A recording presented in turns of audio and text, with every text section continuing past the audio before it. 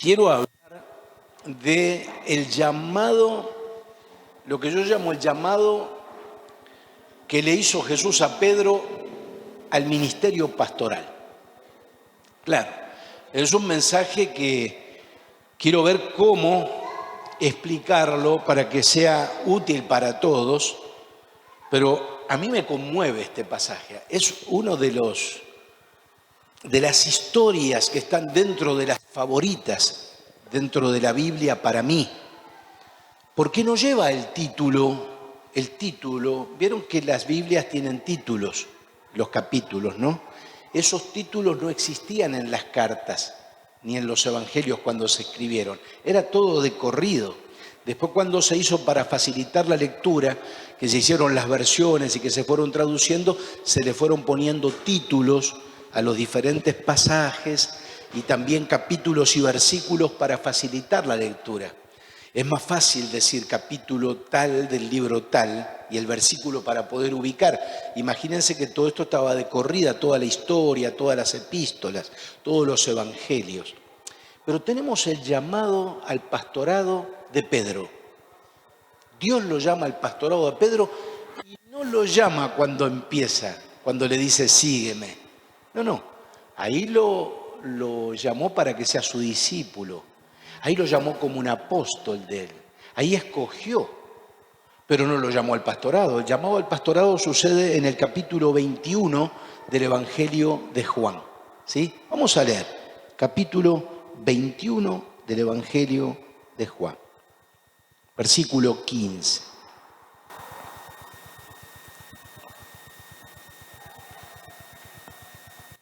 Capítulo 21 del Evangelio de Juan, versículo 15 al 19. Es hermosa esta historia, es preciosa. Si ustedes tienen ubicado ya el pasaje, ¿sí? Lo vamos a leer en el nombre del Señor. Dice, cuando hubieron comido, Jesús dijo a Simón Pedro, Simón, hijo de Jonás.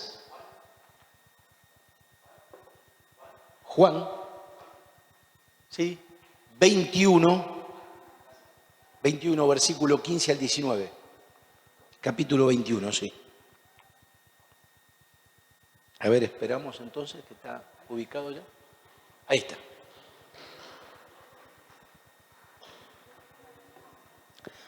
Leemos, cuando hubieron comido, Jesús dijo a Simón Pedro, Simón, hijo de Jonás, ¿me amas más que estos? Le respondió, sí, Señor, tú sabes que te amo.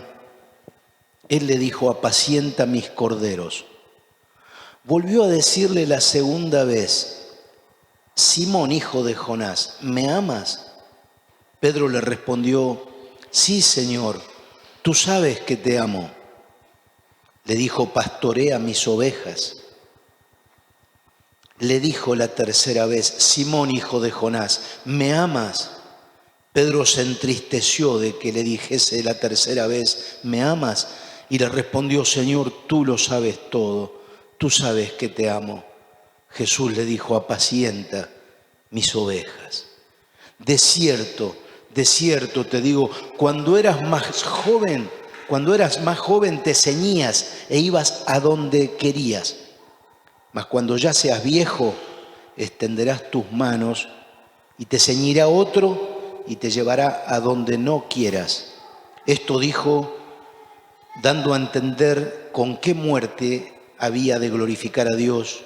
Y dicho esto añadió, sígueme, sígueme. Esta es la tercera vez que Jesús se manifiesta a los discípulos después de la resurrección. O sea, esta es la tercera manifestación. Jesús resucita de los muertos, Jesús aparece, lo ven las mujeres, lo ven los discípulos, se encuentra varias veces con los discípulos. En el primer encuentro no estaba Tomás, en el segundo encuentro estaba Tomás. Esta es la tercera vez que Jesús se encuentra con ellos. Hay una historia linda detrás, porque sucede un milagro aquí en este contexto. Y el milagro que sucede es idéntico al de Lucas capítulo 5. Llama la atención que Jesús repite un milagro para llamarles la atención, porque ellos no sabían que era Jesús. Me impacta también la historia de los caminantes de Emaús. Cuando van caminando y Jesús va, ¿no? Y se tapa así, ¿no? La cabeza y van caminando y comienza a hablar con los caminantes en el camino. Y le preguntan y dice, ¿cómo? Tú eres el único que no sabe todo lo que ha pasado en Jerusalén en estos días. Ellos no sabían que era el maestro hasta que partió el pan, cuando posaron en la casa. Y acá no sabían ellos que este era Jesús que estaba en la playa. ¿Sí? Hasta que en un momento Jesús se acerca a ellos y les dice, echen la red, les dice, echen la red, que es un mensaje para la iglesia, ¿sí? Echen la red es una palabra para la iglesia que tenemos que tomar en esta mañana. El Señor nos dice, echen la red, hay muchos peces para pescar o cosechar, no sé cómo se dice, pero hay muchos peces para levantar en la red, en este barrio, en esta comunidad, ¿sí? Entonces, echen la red. Y Juan lo reconoce al Señor. Juan lo reconoce. Y Juan dice, es el maestro. Y cuando Juan dice, es el maestro, Pedro que estaba en la barca, vieron que Pedro era arrebatado, ¿sí? Y tan arrebatado que se salió del agua, estaba desnudo. Se tiró al agua y empezó a nadar para ir al encuentro. Y cuando apareció en la playa se tapó todo así, pero de arrebatado que era. ¿Sí? Porque podía esperar, podía hacer las cosas más tranquilo, pero hay algunas personas que son así, ¿sí? ¿Cuántos son así? Levanten la mano. Allá está. Miriam, Ángel, Elena también, Leandro. ¿También? ¿Leandro, vos sos así? Más por un momento te agarra así, medio arrebatado el pastor. Pastor arrebatado. Aquí también, hasta Emma también. Ahí también está el tecladista, miren ustedes. Qué bárbaro, Josué, qué tremendo, hay varios Pedros acá. Pedro era así. ¿Se acuerdan cuando Jesús le dice, ustedes me van a negar? Todos me van a negar. Y Pedro, no Señor, momento. Ellos te pueden negar. Yo jamás. Yo voy a dar la vida por ti. ¿Sí? Yo voy a morir por ti si es necesario. Wow. Y ustedes se acuerdan lo que pasó, ¿no? Después, cuando estaba en el patio de Anás, ¿qué le dijo Jesús? Antes que cante el gallo, me negarás 3 veces. No, Señor, yo no te voy a negar. Jesús conoce el corazón de nosotros, conoce nuestro corazón, conoce cómo somos, conoce el futuro, conoce cómo vamos a reaccionar, ¿sí? Jesús conoce todo, tiene una sabiduría extraordinaria, extraordinaria. Cuando está con los discípulos después de la resurrección, no en esta escena, en otra escena, los discípulos le dicen, ¿cuándo restaurarás el reino? Y él sabe que lo que ellos querían saber era, ¿cuándo vas a restaurar el reino de Israel? Porque ellos estaban hablando de poder y Jesús le dice, no les toca a ustedes saber los tiempos. Él sabe todo. Cuando se acerca la madre de Juan y Jacobo, ¿se acuerdan de los hijos de Zebedeo? ¿Se acuerdan la madre que le pregunta a Jesús? Y les dice, Señor, tengo una petición para hacerte. ¿Sí? Y Jesús le dice, sí, te escucho. Yo quiero que cuando vengas en tu reino, dice, mis hijos se sienten uno a tu derecha y otro a tu izquierda, ¿no? Semejante petición. ¿No? Pues las madres quieren lo mejor para los hijos. Y Jesús sabe todo. Mientras Jesús le contestaba a ella con mucha dulzura, está sabiendo que se había armado un lío entre los discípulos. Y el primero era Pedro, que estaba diciendo, no, ¿qué está diciendo esta mujer? Yo soy el que me tengo que sentar a la derecha. Pedro era arrebatado cuando le avisan que Jesús resucitó, que vinieron las mujeres. El primero que salió corriendo para la tumba fue Pedro. Solo que llegó primero Juan porque tenía mejor estado físico, porque era más joven. Y dice el que escribe esto, ¿no? Él, Juan, llegó primero a la tumba, pero el que salió corriendo fue Pedro. Este era el estilo de Pedro. Y Pedro se arrebata, se tira en el agua, se zambulle y se va al encuentro de Jesús. Y cuando llega al encuentro de Jesús, les dice, arrojen la red, echen la red. Y sacaron una cantidad de peces que no se podían contar, de modo que la red se rompía de nuevo. Se repite el milagro de Lucas 5, y cuando se acercan después del milagro asombrados, impresionados, se dan cuenta que están con el Señor que vino de la muerte y que les tenía arriba de las brasas preparado unos pescaditos allí. Algunas versiones dicen que era una mañana y que ese era un desayuno. Acá dice, y cuando hubieron comido, y cuando hubieron comido. Es decir, también otro milagro, ¿no? Porque Jesús hace milagros que pasan desapercibidos. ¿De dónde aparecieron los pescaditos? ¿Quién y cómo hicieron las brasas? En un segundo apareció eso ahí y comieron. Y escuchen esta escena. Cuando hubieron comido, Jesús dijo a Simón Pedro, no le dijo Pedro, le dice Simón, hijo de Jonás. A ver si podemos ubicarnos. ¿Quién le cambió el nombre a Simón, hijo de Jonás? Jesús. ¿Qué nombre le puso? Pedro. ¿Y por qué ahora le dice Simón, hijo de Jonás, y no le dice Pedro? Porque el mensaje que le está dando está diciendo, vamos a barajar y dar de nuevo. Vamos a barajar y dar de nuevo. Vos sos Simón, hijo de Jonás. ¿Empezamos de nuevo? ¿Nos olvidamos de todo lo que pasó antes de que yo vaya a la cruz? Porque lo había negado. Y ustedes se acuerdan del remordimiento de Pedro. Algunos hablan de Pedro, de esa negación. Algunos dicen que fue cobarde. Algunos dicen que Pedro negó al Señor y que fue infiel. Pueden decir muchas cosas de Pedro. Yo tengo otro concepto de Pedro. Yo creo que fue un valiente de verdad.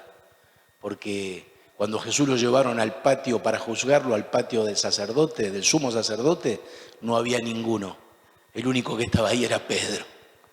Lo único que Pedro no entendió que con su valentía humana no podía hacer la obra de Dios, necesitaba el Espíritu Santo. Pero ahí estaba Pedro, amén. Ahí estaba Pedro. Así que yo tanto no me agarro de que lo negó, me agarro más bien de que tuvo el coraje de llegar hasta ahí. El mensaje que nos deja es que a veces hay lugares donde no tenemos que entrar, que a veces hay lugares donde no tenemos que llegar, porque van a ser lugares difíciles para enfrentar lo que puede haber ahí. Entonces, donde hay peligro, es mejor ser prudente, ¿sí? Mejor ser prudente. Y entonces,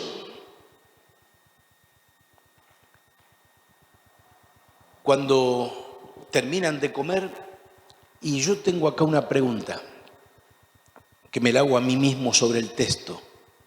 ¿Jesús le habló en presencia de todos o le habló a solas? Para mí que es en presencia de todos. No me dice el texto otra cosa.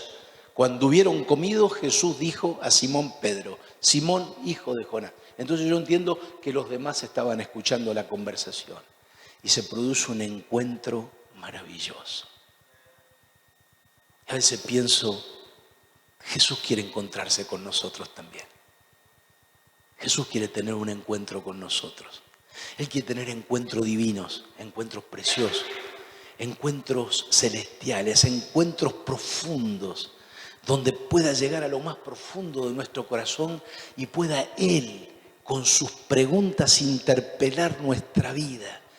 Y podamos nosotros decir como el salmista en el Salmo 139, examíname, oh Dios, y conoce mi corazón, y ve si hay en mí camino de perversidad, y guíame en el camino eterno. Examíname. ¿Cuánto le podemos decir al Señor? Examíname, Señor. Yo quiero estar en tu presencia, yo quiero tener encuentros con vos, yo quiero que me hables, yo quiero tener intimidad, yo quiero que me ministres, yo quiero que me sanes, yo quiero ser como el salmista que dijo, líbrame de los errores que me son ocultos. Yo sé que los errores los permitís porque es una escuela, es un aprendizaje. Yo sé que vos permitís que yo me equivoque para que aprenda la lección y pueda crecer como persona, porque si no cometo errores no crezco crezco, porque si no cometo errores no aprendo, porque si no cometo errores no maduro, porque si no cometo errores no llego a hacer lo que vos querés. Es a través de la escuela de los errores que voy aprendiendo a ser una mejor persona. Pero librame de los que me son ocultos, dame conciencia plena, examiná mi corazón. Y si ves que hay algo torcido, porque eso es camino de perversidad, que te saliste del camino, que te fuiste por una tangente. Si ves que hay un camino torcido, volveme al camino y guíame en el camino eterno. Encuentros con Jesús. Jesús tiene un encuentro con Pedro que es tan profundo, tan restaurador, tan sanador, y así es como Jesús lo llama y le dice: yo quiero que seas pastor. Wow, yo te llamo a que seas pastor. Y le dice: Simón, hijo de Jonás. Simón, hijo de Jonás. Así se llamaba el padre de Simón. Hijo de Jonás. Porque en otras partes, cuando le dicen hijo de Juan, es por Juan el Bautista. Algunos confunden, ¿se llamaba Juan o se llamaba Jonás el padre? Cuando dice hijo de Juan, dicen como discípulos de Juan.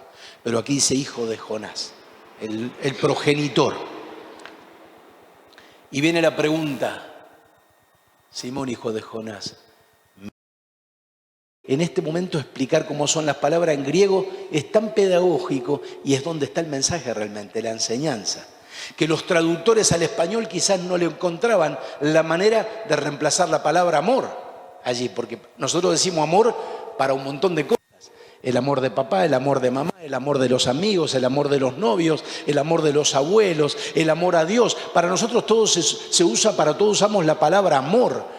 Pero en ese momento que están hablando allí, ellos no usan la misma palabra, sino que Jesús le dice: Simón, hijo de Jonás, me agapeo, me amas con un amor ágape. Y Pedro le dice: Señor, tú sabes que te fileo, en griego, que significa amor, un amor. A ver, Jesús le dice: me amás con un amor absoluto, con una entrega absoluta, con un compromiso total. Y como predicaba el pastor el domingo pasado, cuando hablaba de ágape, me amás al punto de morir a vos mismo, desacomodarte para entregar tu vida por mí. Me amás con ese amor. Y él le responde: porque ahora tiene vergüenza de jugarse la vida, ahora no está dispuesto a decir voy a entregar la vida, porque ya lo había dicho y después lo negó. Entonces estaba medio perseguido, ¿no? ¿No te pasa? ¿No les pasa que cuando metemos la pata vamos al Señor y vamos con más humildad? Ya no hacemos, al primero prometemos el oro y el moro, después cuando vemos que la cosa se pone brava y que las papas queman, decimos: Señor, si vos me ayudás yo te voy a ser fiel, solo con tu ayuda, no te prometo nada. ¿No pasa eso? Yo no te prometo nada, yo cada vez prometo menos. Yo cada vez prometo menos. Y de hecho, el sabio Salomón dice: cuando entres a la casa del Señor, ¿sí?, no prometas nada que no puedas cumplir. Entra más para la boca. No, porque una vez que sale la palabra de tu boca, Jesús, el Señor se la toma muy en serio. Entonces ahora Pedro está medio ahí tímido con los otros que están escuchando y le dice: Señor, yo en realidad te quiero. Sería como decir, no, le responde: vos sabés que te quiero, vos sabés que te quiero con un amor como un amor, pero no tan un amor ágape. Y Jesús le dice algo muy lindo. La primera palabra le dice: apacienta mis corderos. Fíjense la respuesta de Jesús. Es decir, bueno, listo, empecemos con las tareas livianas. Empezá por las tareas menores. Apacentá los corderitos. Primera tarea que le encarga, ¿sí? Porque los corderos no son las ovejas. Son los corderitos. Apacentame los corderos. Empezá con los niños, empezá en la escuela dominical, empezá ayudando en la limpieza del templo. Trata de ser fiel. Si te dan que leas un versículo, el pastor te dice que el próximo domingo prepares un texto, prepáralo. Apacentá mis corderos. ¿Cómo empezamos cada uno de nosotros? A ver, ¿se recuerdan los comienzos? Bueno, algunos están comenzando, otros ya están más avanzados. Yo empecé cuando salí de la iglesia local donde yo servía y que fui al anexo a servir, lo primero que empecé a trabajar fue con niños que estaban divididos en edades, y el pastor me dio a cargo una clase de niños. Yo empecé con los chiquitos y por mucho tiempo estuve con los chiquitos. Después empecé a trabajar con los jóvenes, me dijo, ahora armá el esfuerzo juvenil. Había 6 jóvenes y entre esos 6 jóvenes estaba Sonia, que tenía 14 años. Entonces, Sonia fue mi alumna de la escuela dominical, después fue miembro del esfuerzo juvenil, después armé un coro a voces y ella estaba en el coro. En todos lados estaba Sonia, hasta en la sopa estaba Sonia. ¿Sí? Hasta en la sopa. Y yo me encargaba de que ella esté en todos lados, en todos mis recorridos. Claro, cuando después fui tesorero ya no podía llamarla a contar, no podía. Sí, porque también era el tesorero, porque fui por todas esas cosas. Pero Sonia estaba en todo. Hice un discipulado integral a Sonia. Discipulado integral, la pasé por todas las clases bíblicas, vimos Antiguo Testamento. Ay, Dios. Bueno, entonces le dice, apacienta mis corderos. Volvió a decirle la segunda vez, Simón, hijo de Jonás, ¿me amas con un amor ágape? Pedro le respondió, sí, Señor, tú sabes que te quiero. Que te quiero. Tú sabes que te quiero es. No se animaba a decirle que te amo con ese amor. Y Jesús le dice, pastorea mis ovejas. Entonces, pastorea, ya no es apacienta a los corderitos, ahora pastorea mis ovejas. Un encargo mayor. Tercero, le dijo la tercera vez, Simón, hijo de Jonás, ¿me amas? Y Pedro se entristeció de que le dijese la tercera vez, ¿me amas? ¿Sabe cuál es la tristeza de Pedro? Hay 2 razones, escuchen. La tercera vez que le pregunta a Jesús, Jesús no usa ágape, la palabra ágape. ¿Vieron lo que es el original?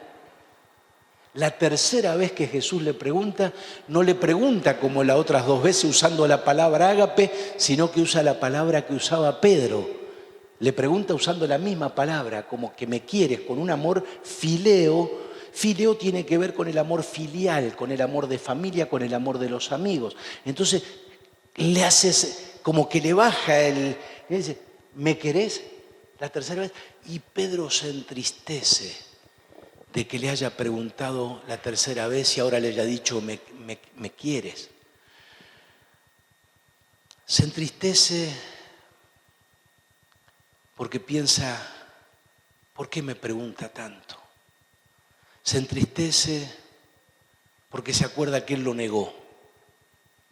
Se entristece porque se da cuenta del peso de su humanidad y de lo fuerte que es el compromiso del ministerio. Se entristece porque se daba cuenta que estaba frente a un desafío el más grande de su vida y que eso le iba a significar todo, renunciar a todo. Se entristece por muchas razones y se quebranta su corazón. Y empieza el Espíritu Santo a actuar en esa conversación. Porque es en ese momento que el Espíritu toma el lugar. Cuando el corazón se quebranta y el Espíritu empieza a medir la presión. Hasta dónde tu alma puede resistir la palabra, hasta dónde tu alma puede resistir el llamado, hasta dónde tu vida puede resistir que te estoy llamando, porque dice la palabra que los atrajo con cuerdas de amor. Es decir, el Señor nos conoce a cada uno de nosotros y nos va a atraer con cuerdas muy amorosas. Y cuando nos despertemos y abramos los ojos vamos a estar hasta acá. Pero para que nosotros estemos hasta acá metidos en la fe, en el ministerio, en la vida, en la entrega, para eso ni siquiera nos dimos cuenta que nos fue llevando el Espíritu Santo con tanta dulzura, con tanta ternura a través del tiempo, usando las circunstancias, usando las pruebas, inquiriendo el Señor y preguntándonos y llevándonos aún al terreno de la tristeza, al terreno del dolor, de la incertidumbre, como tenía Pedro en este momento. Pero allí está Pedro siendo quebrantado. Y la pregunta es, ¿no será que le preguntó 3 veces porque 3 veces lo negó? Pregunto, no digo que lo sé. ¿No será que le preguntó 3 veces para darle la oportunidad de enmendar su error? ¿No será que le preguntó 3 veces para decirle, mira, 3 veces me dijiste, no conozco al Señor, pero ahora 3 veces tener la oportunidad de decir, sí, Señor, te amo, te quiero? Es decir, te estoy llamando para apacentar los corderos, para pastorear las ovejas, y al último le dice, en vez de pastorear, le dice, apacienta mis ovejas. Le dice primero, pastorealas, cuidalas, pero después dice, alimentalas. Ya le dio la responsabilidad más grande, ¿sí? Primero empezá con los corderos, dale de comer a los corderitos, después pastorea las ovejas, cuidame las ovejas, y después lo último, alimentá a las ovejas, dales el alimento a las ovejas. Lo llamó a la tarea pastoral. Qué tremendo. A mí me conmueve este texto, me conmueve. Me conmueve, ¿saben por qué? Porque me da la impresión que es venir a Jesús, venir al Evangelio, es renunciar a todo. Yo no sé el llamado de cada uno, no necesariamente tiene que ser pastoral. Estamos hablando de un llamado, cualquier llamado implica renuncia. Y lo que estás haciendo para el Señor es lo que Dios te dio que hagas. Y para eso te dio dones, y para eso te dio talentos, y para eso te dio gracia. Y te pide que lo pongas, que no los escondas, que no lo entierres, sino que lo multipliques, porque va a venir un día que el Señor viene a pedir cuenta y te va a decir, ¿qué hiciste con lo que te di? Y no importa la actividad, lo importante es que sepa que lo estás haciendo para el Señor. Porque alguien dijo con mucha sabiduría, una frase que siempre me impactó: la voluntad de Dios se esconde en aquello que nos apasiona. La voluntad de Dios se esconde en aquello que te apasiona. Si te apasiona la música, esa es la voluntad de Dios para tu vida. Si te apasiona visitar a los enfermos, orar por los enfermos, esa es la voluntad y el llamado de Dios para tu vida. Si te apasiona la administración de la iglesia, ese es el llamado de Dios para tu vida. Si te apasiona pastorear, ese es el llamado de Dios para tu vida. Si te apasiona cuidar de la casa de Dios, ese es el llamado para tu vida. Hay muchos llamados, hay muchos dones, la gracia es multiforme, tiene muchas formas de manifestarse la gracia del Señor, y el Nuevo Testamento no contabiliza todos los dones que el Espíritu Santo puede dar, porque hay dones que desconocemos y hay manifestaciones de la gracia que desconocemos. ¿Amén? Y yo quiero cerrar este pensamiento. Porque dije que este pasaje y esta historia me conmueve y me siento muy identificado con esta historia. Porque siento que Dios me llamó a mí de la misma manera, con mucha dulzura. Y seguramente a ustedes, pastores, también los llamó así, con mucha dulzura y con mucha ternura. ¿Y saben qué? No les pasó a ellos, porque las experiencias son totalmente diferentes. Yo cuando me casé con Sonia en el año 87 llevaba 5 años de pastor ya. ¿Sí? De modo que el papá le dijo, hija, pensalo bien, te vas a casar con un pastor. Con todo lo que eso implica. Miren el papá, ¿no? Lo que le estaba diciendo a la hija. No estaba diciendo sí. Pues yo tuve que ir a pedir la mano de ella. Antes se acostumbraba a pedir la mano. ¿Sí? Pienso que es una linda costumbre, ¿no? Y te tiemblan las piernas, que da miedo, ¿no? De poner la mejor pilcha, te vas perfumado, pagás la comida, te presentás nervioso, estás temblando, no sabes por dónde arrancar la conversación, y como que el padre ya el veterano sabe todo y como que se divierte con todo eso, ¿no? Y llega un momento que decís, bueno, yo venía porque yo... Es difícil. Y después a sola le dice el papá, le dice, hija, pensalo bien. Porque si decís que sí, tuvimos 2 años de novio. Nos pusimos de novio en el 85, nos casamos en el 87. Pensalo bien, porque te vas a casar con un pastor y eso No sé si te dijo algo más en ese momento, Sonia, pero como que con eso te estaba diciendo, eso significa, mirá que te cambia la vida. Vas a compartir a tu esposo con un montón de ovejitas, de ovejas en la iglesia. Y de unos corderos que ni te cuento, son los más bravos, están atrás de las ovejas mirando así.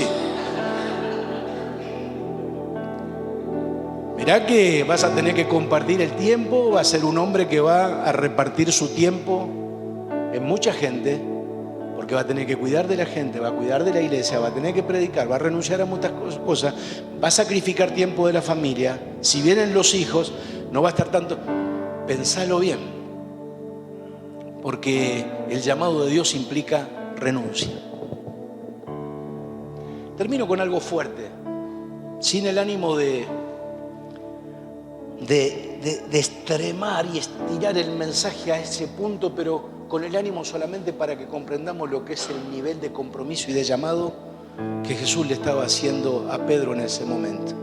Miren que después de eso, después de ese desayuno en la playa, todas las cosas cambiaron para Pedro definitivamente y para siempre. Porque al final del me amas, y que lo restaura y que lo sana, le dice, de cierto te digo, cuando eras más joven te ceñías e ibas a donde querías, pero cuando ya seas viejo, otros te ceñirán y te llevarán a donde no quieras. Y agrega Juan, que está escribiendo, y dice, esto dijo haciendo referencia con qué tipo de muerte iba a morir Pedro. La tradición dice que murió cabeza para abajo. Que cuando lo fueron porque todos los discípulos del Señor fueron martirizados, menos Juan. Todos los discípulos del Señor murieron por muerte provocada, menos Juan, el que escribe. Porque después se arma una discusión, si ustedes siguen leyendo el texto, y dice, porque Pedro se dio cuenta que se refería a la muerte, y le dice, ¿y este? ¿Y este qué? Le dice Jesús. ¿Y este qué? Le dice Jesús. Si yo quiero que él viva para siempre, va a vivir. Pues no, ¿qué te metes con Juan? Yo te estoy hablando a vos. Pues dice, y este le dijo, y ustedes saben que el único que no murió por muerte provocada fue Juan. Que se dice la historia, cuando vino la persecución, que lo llevaron a la isla de Patmos, dice la tradición que lo metieron en una tinaja de aceite hirviendo y no murió. Pero Pedro murió. Y escuchen, el mensaje que le da Jesús a Pedro no es solamente cuando vos sos joven te ceñís el cinturón, y vas a donde querés, pero cuando seas viejo otros te van a ceñir, te van a agarrar y te van a llevar. No solo se aplica a la muerte, se aplica que vienen los años cuando ya somos grandes, en que ya no podemos decidir por nosotros mismos y que otros deciden sobre nuestra vida. ¿Se entiende lo que estoy diciendo? Mi mamá no decide por ella. Y yo se lo dije a mis hermanos. Qué fuerte que es. Qué fuerte que es que nosotros tenemos que decidir por ella ahora. Yo estuve ayer con ella. Le cuesta comprender algunas cosas, pero le digo, mami, todo es por tu cuidado. No podés estar un minuto sola. Es por vos que lo hacemos. Si tuviéramos otra manera, haríamos de otra manera. Pero por vos. O sea, ella tiene que aceptar condiciones en esta etapa de la vida, aunque quisiera que fuese de otra manera, porque otros te ciñen y te llevan quizás donde no querés. Termino con Juan Rogers, año 1555. Es tan fuerte esta historia, pero real. Juan Rogers, año 1555, tiempo de la Reforma. Posterior a la Reforma, porque después de la Reforma ya mataban a los cristianos en las hogueras. Aquellos que no se volvían atrás de su fe y sostenían su fe en Jesús, los quemaban. Y a Juan Rogers lo atan arriba de una pira de leña, lo atan allí, ¿sí? En un poste, lo ponen arriba de la pira de leña, y allí están los verdugos para prender la mecha y que él muera quemado. Pero antes de hacer eso, los verdugos eran tan verdugos, la Inquisición fue tan fuerte, ¿Que saben lo que hicieron estos verdugos? Le trajeron a la mujer y a los hijos y se lo pusieron delante de él. Qué terrible, qué terrible. Y ahí está Juan Rogers, y adelante tiene a su esposa y a sus hijos. Y le hacen la pregunta, la última pregunta. Sería como que Jesús le está diciendo a Juan Rogers, ¿me amas? Porque los verdugos le dicen, ¿vas a dejar a esta mujer viuda y a estos chicos, a estos hijos huérfanos por no negar tu fe? ¿Vas a dejar a esta mujer viuda y a estos hijos huérfanos por no negar tu fe? Y Juan Rogers respondió aquellas gloriosas palabras inmortales y dijo, el padre de los huérfanos y el defensor de las viudas cuidará de ellos. Yo no voy a negar a mi Señor.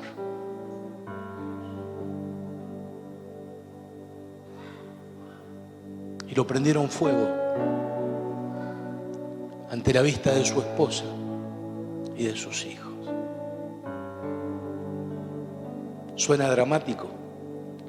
Esto es